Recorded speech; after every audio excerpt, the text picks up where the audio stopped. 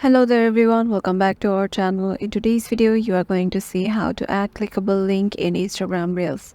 So let's get right into it. Head over to your Instagram application. Once you're there, make sure you have logged in into your desired account from which you just want to add a clickable link in your Instagram Reels. So let's get right into it. So after that, head over to your profile and then go to the plus icon.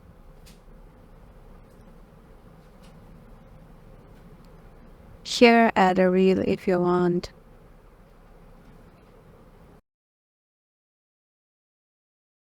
Suppose I'm adding this one, and if I want to add a clickable link, just tap on next and then just add the link you copied.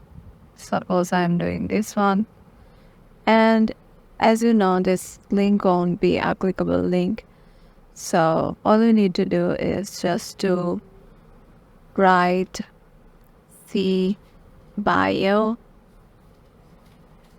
or link in bio, then just share it and then head over to your profile, go to edit profile and then tap on add link, click on the plus and then paste the URL and then title, suppose ABC, and tap on the tick mark.